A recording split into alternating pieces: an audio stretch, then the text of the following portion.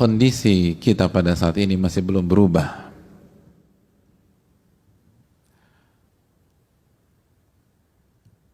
Hari demi hari belum ada titik terang yang menjanjikan. Tapi di saat yang sama masalah sudah terasa dan benar-benar ada di hadapan kita. Ada banyak yang mengalami kesulitan ekonomi pada saat ini.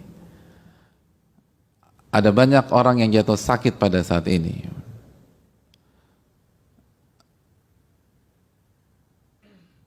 Dan rumah sakit pada detik ini sudah mulai kesulitan mencari kamar untuk menampung pasien yang sakit.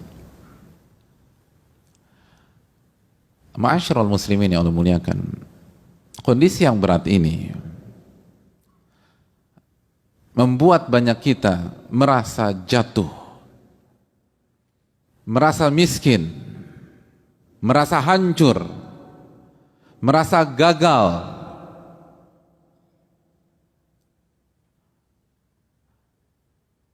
Dan jika itu yang kita rasakan pada hari-hari ini, kita merasa jatuh, kita merasa gagal, kita merasa miskin, kita merasa kesulitan, ma'asyiral muslimin yang Allah muliakan, apakah benar perasaan itu lahir dari kondisi yang sedang kita hadapi saat ini?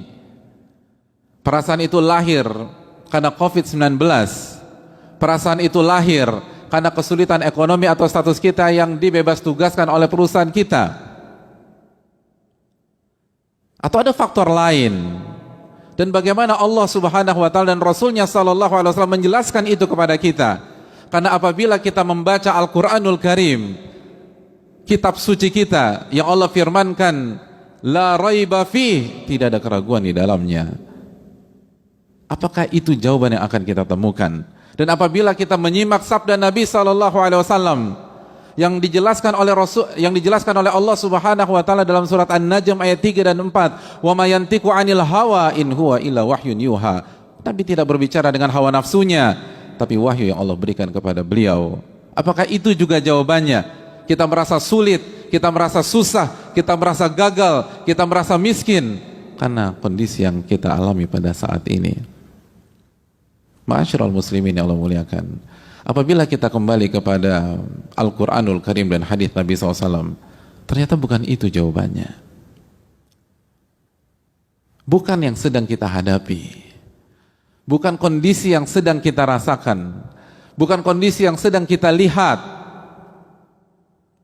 Perasaan jatuh, perasaan terpuruk, perasaan miskin, perasaan gagal, perasaan susah, itu bukan dikaitkan dengan kondisi yang sedang kita hadapi. Namun itu dikaitkan dengan iman kita dan bagaimana kita melihat kondisi tersebut. Sebagaimana yang dijelaskan Al-Imam Asy-Syafi'i rahimahullah, wa diqqatun nazar, tepatnya dalam melihat, itu adalah kunci keselamatan dari kesesatan dan keterpurukan. Ini bukan tentang objek, ini tentang bagaimana kita melihat objek tersebut. Ini bukan tentang pandemi, tapi bagaimana kita melihat pandemi tersebut. Apabila kita melihatnya dengan kacamata fisik dan material, kita akan hancur jamaah sekalian. Tapi kalau kita melihatnya dengan kacamata iman, dengan kacamata takwa, maka Nabi kita SAW bersabda, man kanatid dunya hammah farraqallahu syamlah. Barang siapa yang dunia menjadi obsesinya, maka Allah akan cerai beraikan urusannya.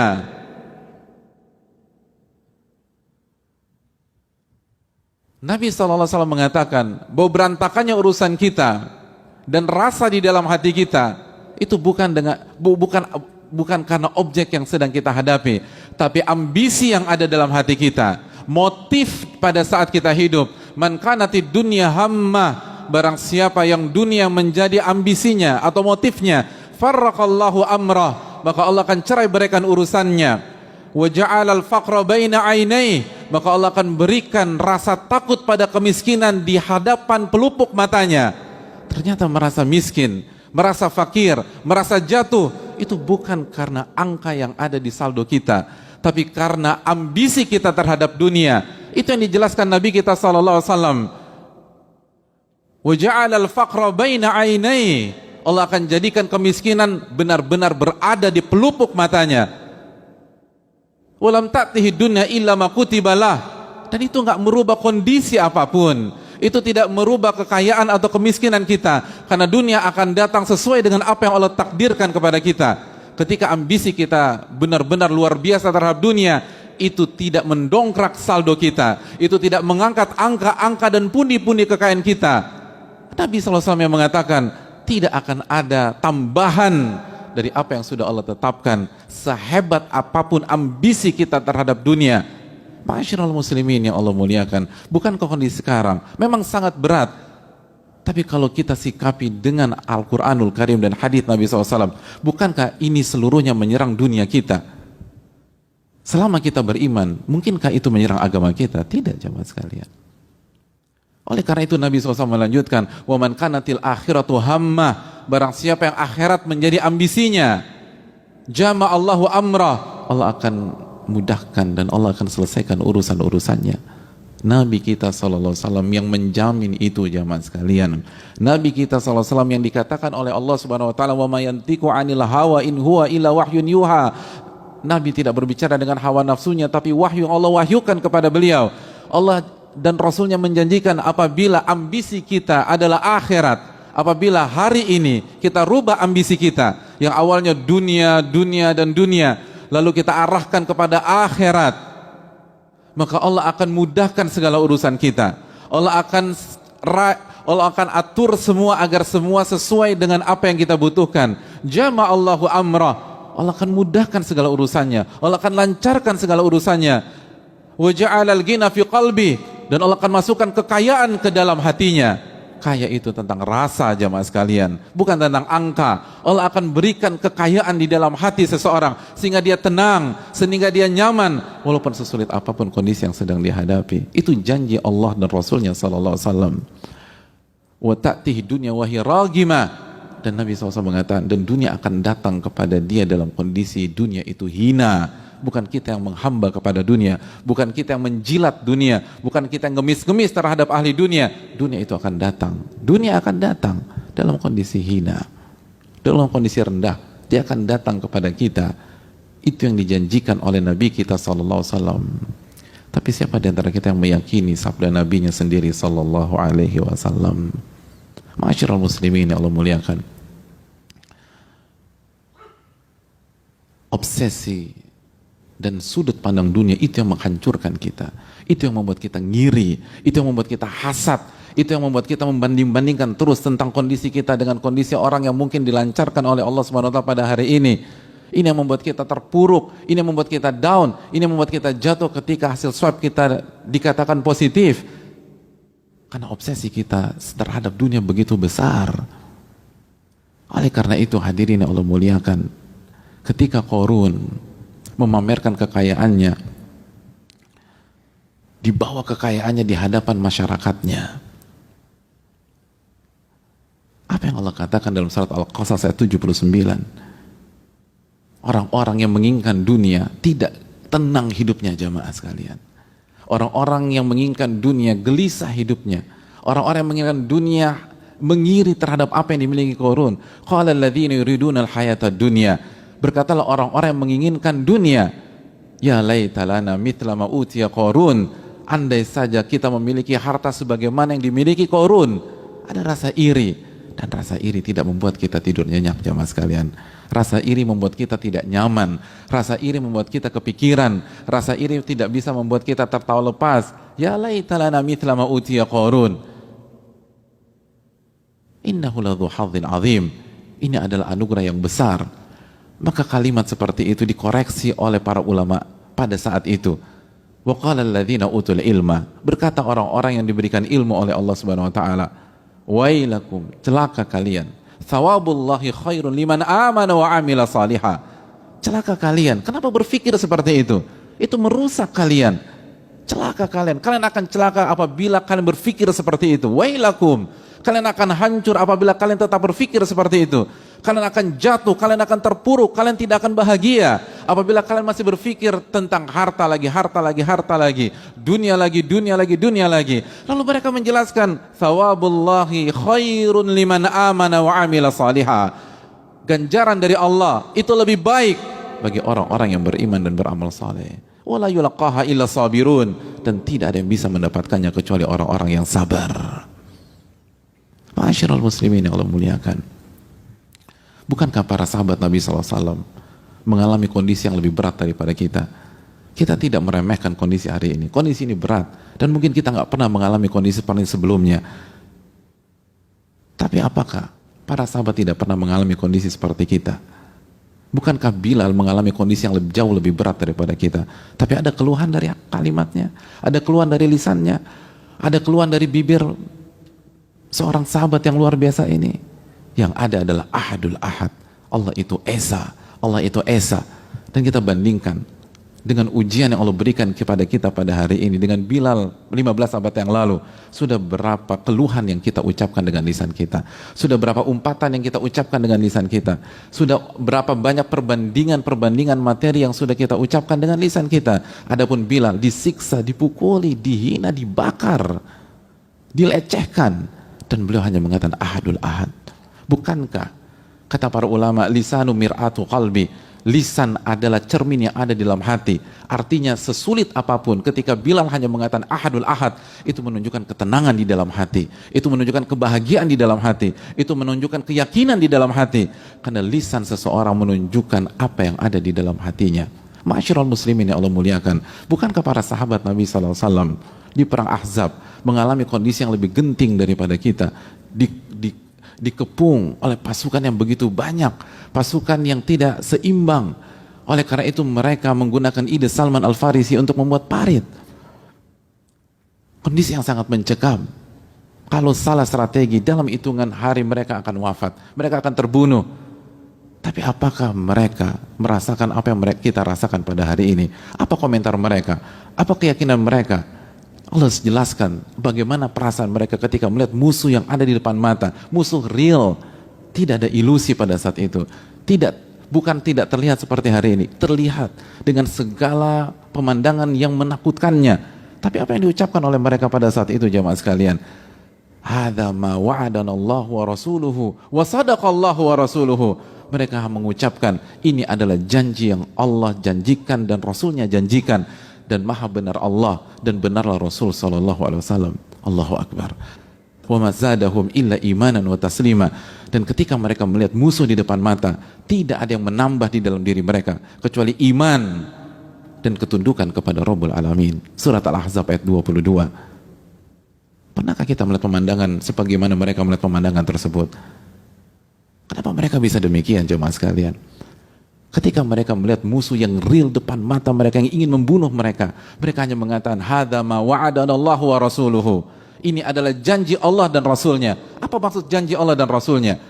Yang mereka maksudkan adalah surat Al-Baqarah ayat 214, ketika Allah berfirman, am hasibatum an tadkhul jannata wa lamma ya'tikum mathalul ladzina khalau min qablikum.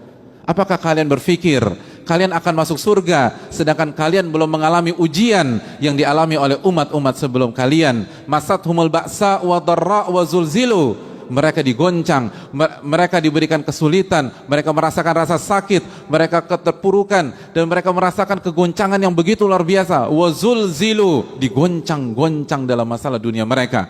Hatta yaqula rasulu walladzina amanu ma'ah, sampai Rasul pada hari itu atau pada masa itu dan orang-orang beriman di masa itu mereka mengatakan mata nasrullah, kapan pertolongan Allah? Lalu Allah merespon dengan mengatakan alla inna nasrallahi qarib. Ketahuilah pertolongan Allah itu dekat. Itu yang mereka maksud. Janji Allah dalam surat Al-Baqarah ayat 214 yang teringat dan yang ada dalam hati mereka ketika mereka melihat musuh yang real di depan mata mereka. Maksud mereka adalah ketika kita melihat musuh, ini adalah ujian. Ini adalah ujian dari Allah Subhanahu wa taala. Ini adalah ujian dari Allah Subhanahu wa taala. Karena Allah yang berfirman, "Am hasibatum an tadkhul jannata wa lamma ya'tikum mathalul ladzina khalu min qablikum." Apakah kalian berpikir akan masuk surga sedangkan kalian belum pernah mengalami ujian yang dialami oleh umat-umat sebelum kalian? Kenapa mereka bisa demikian? Dan yang terucap dari lisan mereka, "Wa sadaqallahu wa rasul." Dan maha benar Allah dan Rasulnya. Allahu akbar. Maha benar Allah dan Rasulnya. Siapa di antara kita ketika melihat hasil swabnya positif, dia mengatakan maha benar Allah dan Rasulnya? Allahu akbar. Siapa di antara kita yang ketika di PHK oleh Allah, di PHK oleh perusahaannya, lalu dia mengatakan maha benar Allah dan benarnya Rasulullah SAW? Siapa di antara kita demikian? Siapa di antara ketika kita sedang susah, yang kita ingat adalah surat Al-Baqarah ayat 214, am hasibutum an tadkhul jannata walamma ya'tikum mathalul ladzina khalu min qablikum.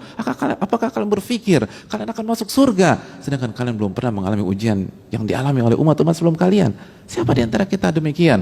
Atau karena kita memang tidak ada ketertarikan dengan surga? Surga hanya pemanis bibir, surga hanya omongan kosong.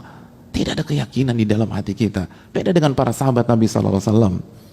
Mereka benar-benar ingin masuk surga. Maka ketika mereka diuji, walaupun mereka sulit, mereka masih punya harapan. Berarti kita on track. Kita berada di jalan yang benar. Ini adalah ujian bagi orang-orang beriman. Makanya tidak ada yang bertambah dalam hati mereka. Illa imanan wa taslima. Kecuali iman dan ketundukan kepada Rabbul Alamin. Aqulu qouli hadza wa astaghfirullah li wa lakum. Alhamdulillahi hamdan katsiran thayyiban mubarakan fi kama yuhibbu rabbuna wa yarda. Wassalatu wassalamu ala nabiyyina Muhammadin wa ala alihi wa sahbihi ajmain. Wa ba'd. Ma'asyiral muslimin yang Allah muliakan. Malik bin Dinar pernah menyatakan sebagaimana yang dibawakan Imam Syaukani dalam Fathul Qadir, kalau saja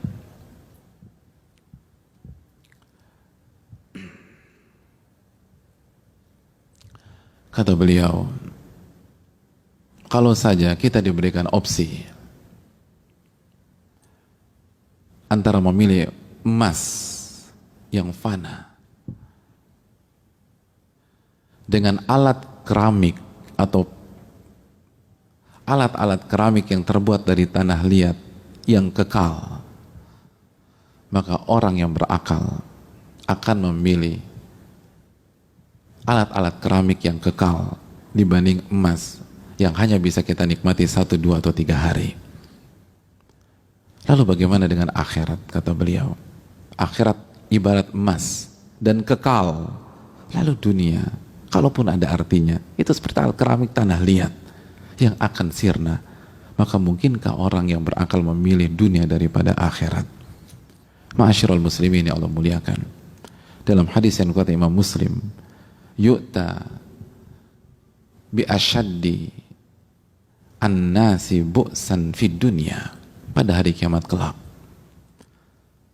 Allah akan mendatangkan dan Allah akan manggil seseorang yang paling sulit kehidupannya di dunia, yang paling berat ujian dunianya selama ini, dari zaman Nabi Adam sampai hari kiamat nanti.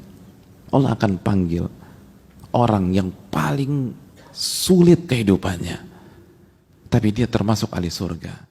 Paling berat ujiannya, tapi dia termasuk ahli surga. Paling sengsara duniawinya, tapi dia termasuk ahli surga. Mungkin semua rasa sakit ada pada sekujur tubuhnya. Paru-parunya kena, lambungnya kena, hatinya kena, empedunya kena, ginjalnya kena, getah benihnya kena, sel darah putihnya kena, otaknya kena, semua penyakitan dari atas sampai bawah. Lalu orang paling miskin, paling sulit, paling sengsara, tapi dia masuk ke dalam surga. Maka Allah datangkan orang ini, lalu fayusbabu sabghatan fil jannah, lalu orang ini Allah celupkan sekali celup saja di surga. Allah tidak masukkan dia selama 1 minggu di surga, tidak. Allah tidak masukkan dia selama 3 hari di surga, tidak. Allah tidak masukkan dia selama 1 hari dulu trial di surga, tidak. Sekali celupan jemaah sekalian, sekali celupan, sesaat saja. Lalu Allah tanya kepada dia, hal ra'aita bu'san qat, wahai anak Adam, apakah engkau pernah melihat kesulitan sedikit pun dalam hidupmu? Wahal marra bika syiddatun qat, dan apakah engkau pernah merasakan kesulitan hidup sedikit pun pada saat di dunia? Apa jawab orang ini jemaah sekalian? La ya Rabbi, tidak pernah wahai Rabbku, saya tidak pernah melihat kesulitan apapun di dunia, dan saya tidak pernah melewati kesulitan apapun di dunia. Allahu Akbar. Sesulit apapun hilang hanya dengan sekali celupan di surga. Gak ada sama sekali, hilang sehilang-hilangnya. Orang yang paling parah hanya di sekali celup, tidak ada rasa lagi, lupa selupa-lupanya. Hadirin, memang sulit jamaah sekalian, nggak mudah, tapi bukankah ini ada akhirnya? Wal aqibatu lit taqwa. Bukan kalau mengatakan endingnya pasti untuk orang-orang yang bertakwa? Bukankah Allah yang berfirman, man amila salihan min dzakarin aw untha wa huwa mu'min falanuhyiyannahu hayatan thayyibah. Barang siapa yang beramal saleh baik laki-laki maupun wanita dan dia beriman, maka Allah akan berikan kehidupan yang bahagia. Memang sulit jamaah sekalian, tapi bukankah ini hanya sementara? Memang berat, tapi bukankah ini hanya dalam hitungan beberapa saat saja? Tidak ada apa-apanya dibanding apa yang Allah janjikan untuk kita di surga. Dan sebelum surga pun, Allah akan kasih surga dunia buat kita. Allah akan kasih kebahagiaan untuk kita di dunia. Allah akan membuat kita hidup dan merasakan hidup. Dan merasakan hidup bukan tentang angka. Allah berfirman dalam surat Al-Anfal ayat 24, Istajibu lillahi wa lirrasul idza da'akum lima yuhyikum. Sambutlah seruan Allah dan Rasulnya jika Rasul mengajak kalian kepada agama yang akan membuat kalian merasakan kehidupan yang real, kehidupan sejati.